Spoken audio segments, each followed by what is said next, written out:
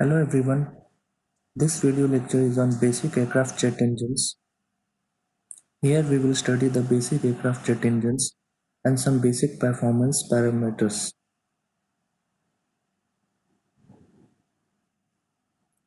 Now these are the types of different aircraft engines. First we have turbojet. Turbojets are more efficient at high speeds and altitude and they can operate in both afterburning and non-afterburning mode. Then we have turboprop. Turboprop actually combines the best feature of turbojet and piston engines, and they differ from turbojet in that the design is optimized to generate the shaft power to rotate the propeller, and the shaft that connects the propeller to turbine is also connected to the gearbox that controls the propeller's speed. Propellers are very much efficient at low speeds and at low altitudes. However, as compared to turbojets are efficient at high altitudes only. And then we have turbo shaft, and turboprop and turbo shaft are they both are actually similar. Turbo shaft finds applications in helicopters. They both are driven by free turbine, and in some cases you can also find the propeller rotor on the compressor shaft. Then we have turbofan.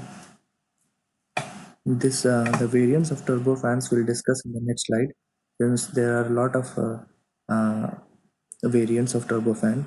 Then we have unducted prop fans. These are basically a concept that combines both turboprop and turbofan. The design is made with the intention to offer the speed and performance of a turbofan engine and the fuel economy of a turboprop engine. And then we have ducted fan engines, in which you have the ducted fan. And this both unducted prop fan and ducted fan engines, they can have a single propeller fan or a counter rotating prop fan.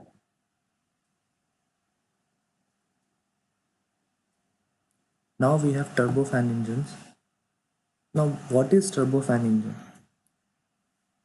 Turbofan engines are basically the compromise between turboprop and turbojet engines. It has a large internal propeller, or you can say ducted fan, and the incoming flow is divided into the two streams of airflow. Primary stream flow through core engine, that is one stream flow, which is also known as hot flow, and secondary stream flows through the bypass duct, which is termed as cold flow. The secondary air which goes through the bypass duct is either ducted through a secondary nozzle outside the core engine or is mixed with hot gases leaving the turbines, and both are expelled from a single nozzle. So it has variants as a forward fan and aft fan. The forward fan can have mixed flow and unmixed flow. Mixed flow is the case where the flow passing through the bypass duct mixes with the core flow just after the low pressure turbine, and then they are exhausted through a single nozzle. The mixed flow can operate in two modes, with afterburner and without afterburner. The bypass ratio of turbofan is the ratio of the mass flow that is bypassed through the duct to the mass flow that is passing through the core. Then we have high bypass ratio and low bypass ratio. Again, low bypass ratio can work in two modes, non-afterburning and afterburning. The low bypass ratio with afterburner, this combination is used nowadays in military aircrafts, and they have the bypass ratio less than 1, preferably between 0.2 to 1.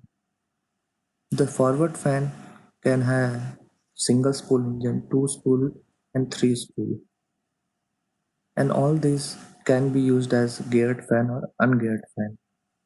Now we have aft fan configuration. In this engine, it is composed of a single spool. Usually compressor is driven by turbine as normal, but there is another turbine fan configuration in aft fan.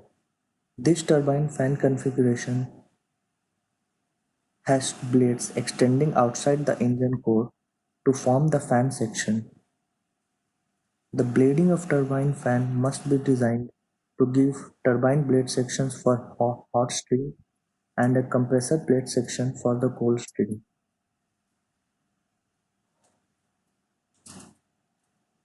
This is a turbofan engine. See, you can see a fan and the low pressure compressor that is mounted on the low pressure turbine. The low pressure turbine drives the low pressure turbine compressor, which is the shaft connecting the low pressure compressor and the low pressure turbine is shown in green color. Then we have a high pressure compressor and the high pressure turbine, and they are connected together. The high pressure turbine drives the high pressure compressor and they are mounted on a same shaft shown by purple color. So you can see you have a bypass flow over here and then the core flow separate.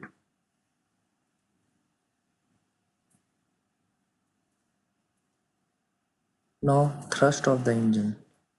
See, this is a propulsive device. This is a power unit. The incoming free stream flow velocity CA. This is ambient pressure acting on the inlet. At exit, we have a pressure Pj and then the exhaust gas velocity Cj. So the thrust equation which we get by derivation is m dot a into 1 plus f into Cj minus Ci plus Pe minus Pa into Ae. The first term is the momentum thrust. The second term is the pressure thrust. Now, what is F? This is the fuel to air ratio, that is m dot F by m dot air. But this F is very, very less than 1. So we can neglect this F parameter.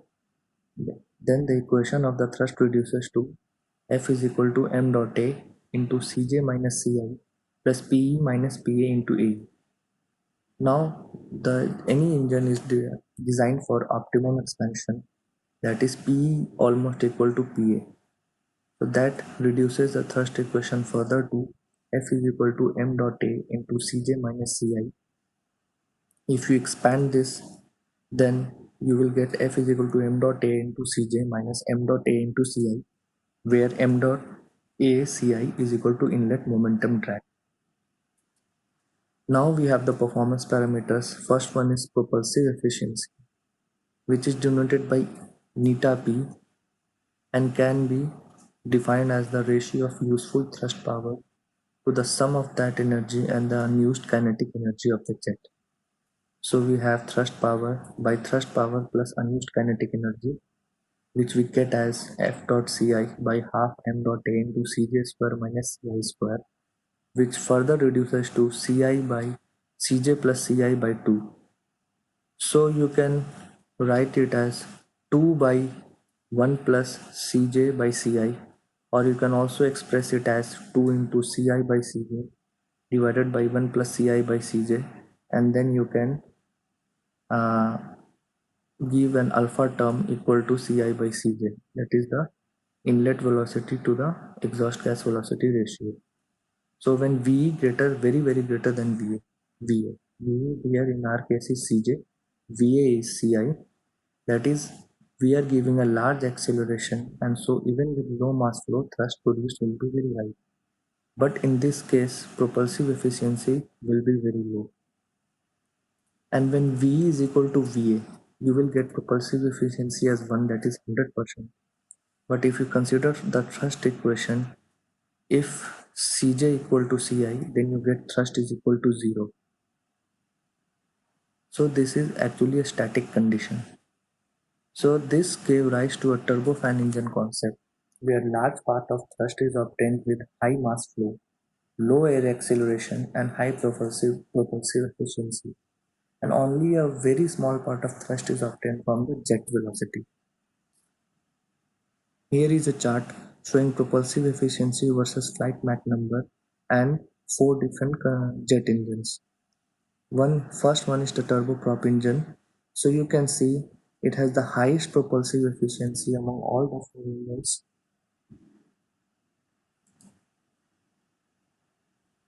because if you see, the propulsive efficiency is the P is equal to 2 by 1 plus C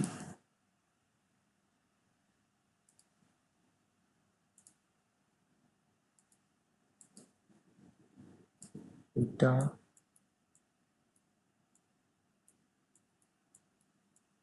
2 by 1 plus Cj by Ci. So in turboprop engine, we produce thrust by giving a small acceleration to a very large mass flow. So your Cj is very low, so this ratio is low, so this whole denominator will be low, so your eta p will be high. That is what we are observing here for turboprop engine. But you can see it is dropping as the Mach number goes above zero point 0.5. Why it is so? As the Mach number, free stream Mach number, flight Mach number goes above zero point 0.5, then the propeller tip, they tend to go supersonic, and then there are shock losses, and then the propulsive efficiency drops. We have a prop fan engine also, they also have high efficiency. Then we have turbojets, in which we produce thrust by giving large acceleration to low mass flow rate. So in for turbojets you have Cj very high, so this denominator is high, so this whole denominator will be very high, so your eta p will be is less for turbojets. Now turbofan, as already discussed, it is a compromise between the turboprop and turbojets. The turbofan will bypass the flow through the duct in an order to increase the mass flow through the nozzle, thus producing thrust by giving low air acceleration to a very high mass flow. So here we have eta propulsive very high for turbofans.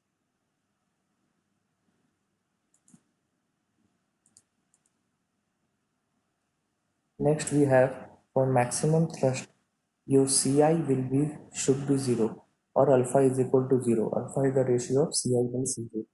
But in this case, your propulsive efficiency will be 0. This arises at static operating condition, you can say takeoff conditions. For maximum propulsive efficiency, your alpha ratio should be equal to 1, that is, the exhaust jet velocity should be equal to the incoming flow velocity. But here you will get thrust as 0. For maximum thrust power, you have thrust power is equal to F dot Ci. F is m dot A into Cj minus Ci dot Ci. M dot A into Cj by into Ci, when you take Ci out of this bracket, then you will get 1 minus Ci by Cj inside the bracket, and you know Ci by Cj is alpha, so Ci is Cj into alpha, so here we will get m dot A into Cj square into 1 minus alpha into alpha. For maximum thrust power, we'll differentiate the thrust power with respect to alpha. Then we'll get m dot A into Cj square into 1 minus 2 alpha is equal to 0. When we put this term in is equal to 0, we'll get alpha is equal to 1 by 2. That is Ci by Cj is equal to half, which gives us the exit jet velocity will be twice of Ci.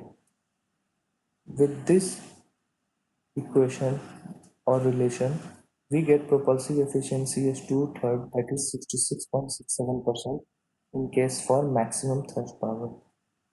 Now we have another performance parameter, which is thermal efficiency. It is the ability to convert thermal power, thermal energy inherent in the fuel to a net kinetic energy gain. So this is the net kinetic energy gain, m dot a into 1 plus f into cj square by 2 minus m dot a into ci square by 2 divided by the thermal energy content, that is m dot f mass flow rate of the fuel into qr. Qr is the heating value of the fuel, and this depends on the type of fuel which you are using. Considering the fact that f is very less than 1, this equation reduces to m dot a into cj square by 2 minus m dot a into cl square by 2 by m dot f into qr. The third parameter is the overall efficiency. It is the fraction of fuel thermal power that is converted into the thrust power of aircraft. So the overall efficiency is m dot into cl by m dot f into q, which we can also write it as propulsive efficiency into thermal efficiency is equal to overall efficiency. Then we have thrust specific fuel consumption, which is m dot f by s.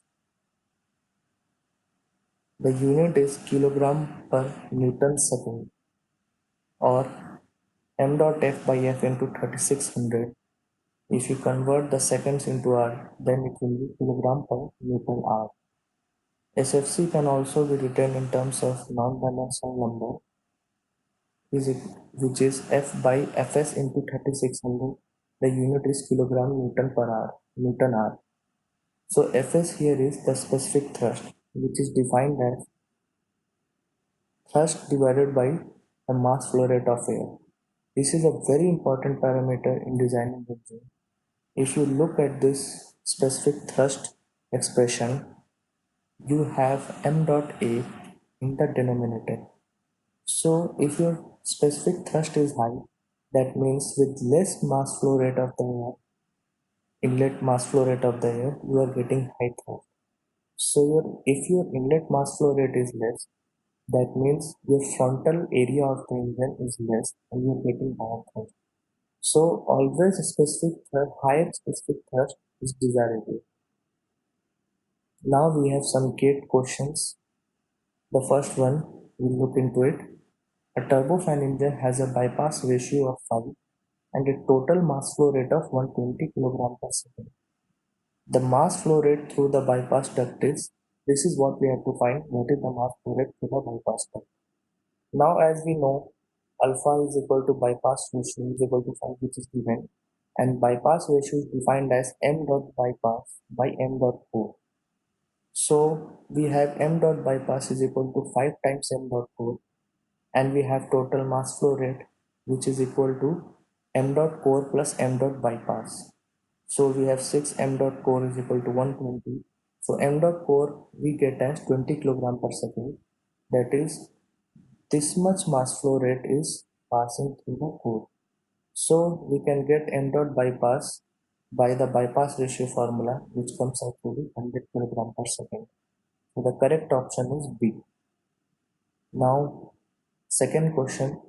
The propulsive efficiency of a turbojet engine moving at a velocity u infinity, that is the free-stream velocity is given, and having exhaust velocity u with respect to the engine is given by, we know that eta propulsive, already we discussed in previous slides, that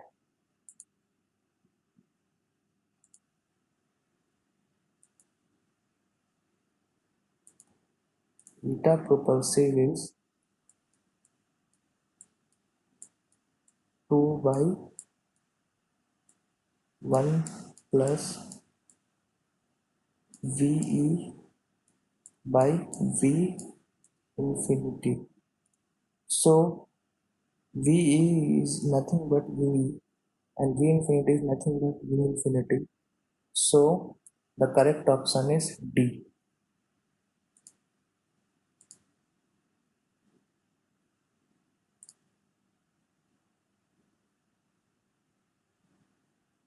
Third question. A turbojet engine is operating with afterburner off. If the afterburner is switched on, then which of the following is true? Afterburner is basically you add fuel again and you heat again after the low pressure turbines. So when you are adding the heat after low pressure turbine, you can raise the temperature very high because you don't have restriction to the turbine materials because it is we are adding heat after the low pressure turbine. So your temperature of exit will be very high. So your exhaust gas velocity, that is VE, will be high. So from thrust equation m dot A into VE minus VA, our thrust will increase. And SFC, specific fuel consumption, will also increase because after the low pressure turbine, you are having a very low pressure, and the afterburner, when you are heating, the heating is taking place on a constant pressure. So you are adding heat to a low pressure, and the temperature rises too much. So your availability is very less. So you will have to heat. The fuel consumption will be very high.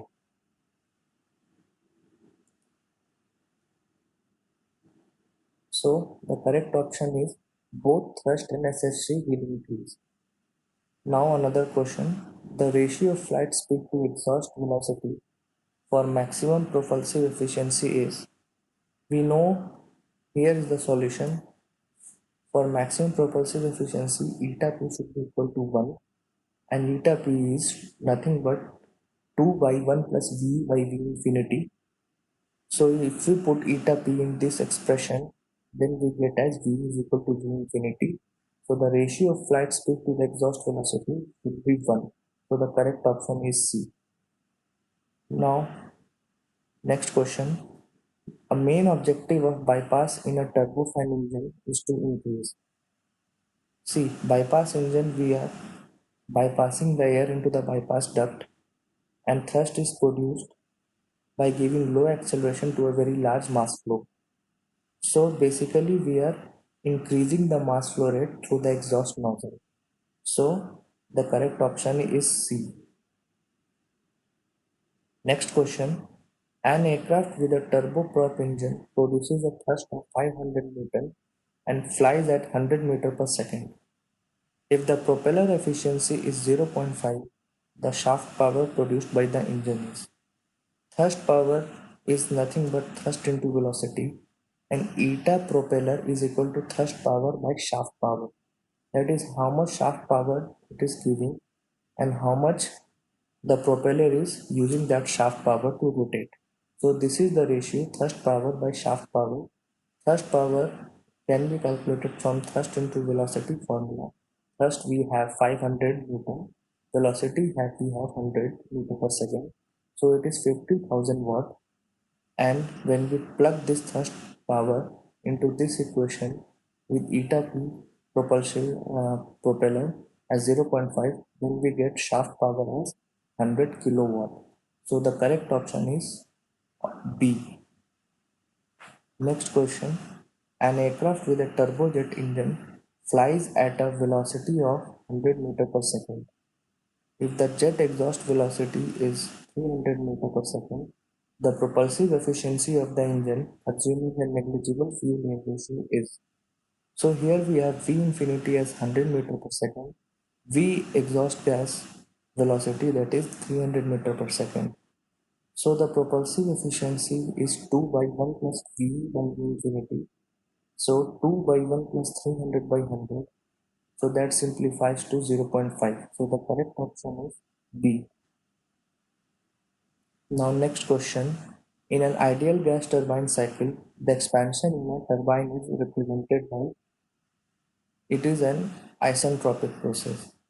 In an ideal gas turbine cycle, we have four process, that is, first you are compressing, second you are adding heat, then we are expanding through the turbine, and then we are exhausting. So the compression and expansion both are isentropic. So the correct option is B. Next question. Combustion in a gas turbine engine is ideally represented as the following process. This is nothing but isobaric process. In an ideal gas turbine, you add heat at a constant pressure process. So this is isobaric. So the correct option is C. Next question, which one of the following aircraft engines has the highest propulsive efficiency at a cruising Mach number of less than 0.5? When you have a cruising Mach number of less than 0.5, so the aircraft is smaller and it is flying at low altitude. So the best propulsive efficiency for this condition is the turboprop engine.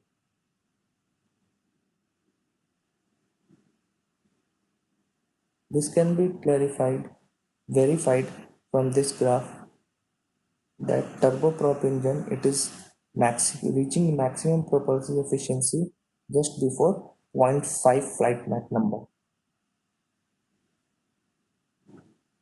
Next question, isentropic efficiencies of an aircraft engine operating at typical subsonic cruise conditions with the following components: intake, compressor, turbine and nozzle are denoted by eta I, eta C, eta T and eta N respectively. Which one of the following is correct?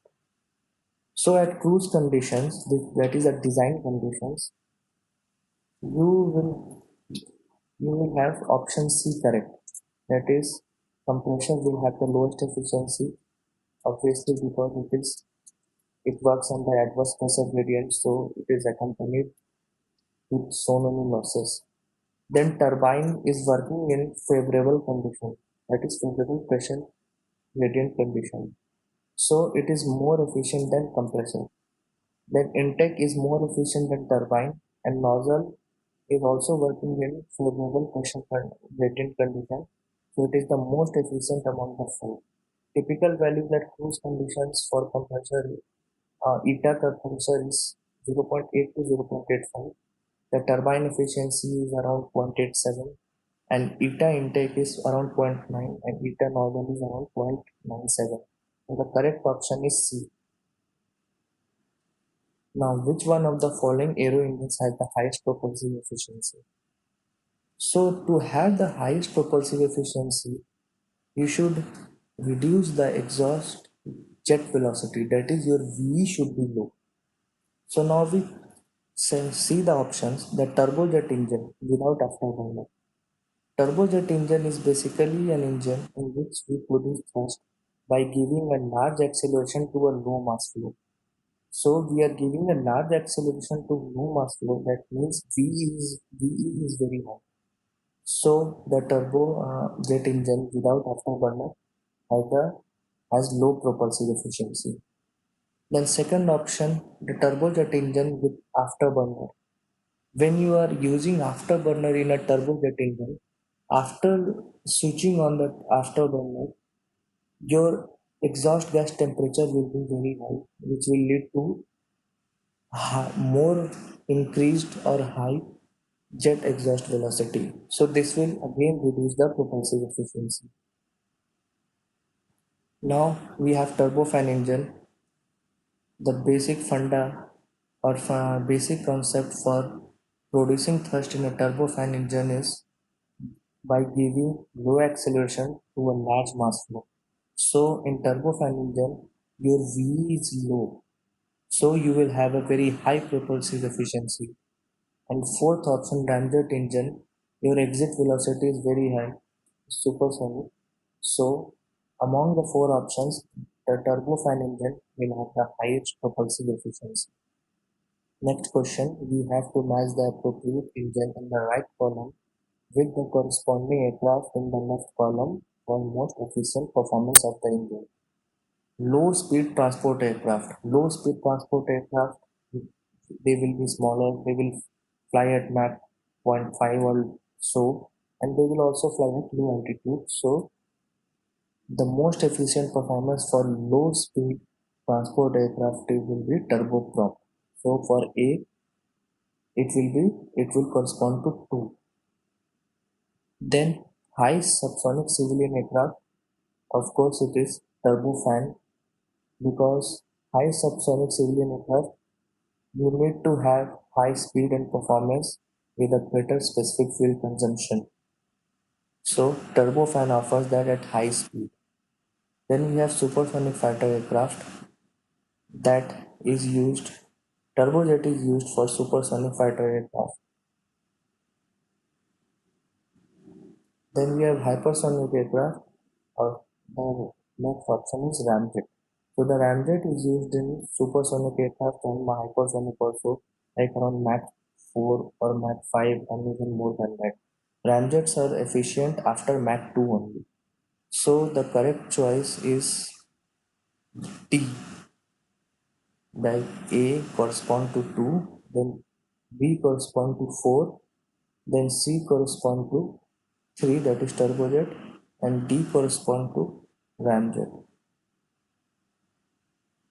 Now the last question, which one of the following shows the correct variation of stagnation temperature along the axis of an ideal ramjet engine? So we have three components: intake, combustion, nozzle. We don't have any moving parts, neither compression nor turbine. If you see the intake part, you will have shocks. But if you see the definition of stagnation temperature, it is the temperature when a fluid is brought rest to the rest adiabatically. So the intake, we assume heat transfer or heat exchange is negligible. So the intake, we treat it as adiabatic. So heat stagnation temperature in the intake will be constant. And in combustor, you are adding heat, so your stagnation temperature will increase.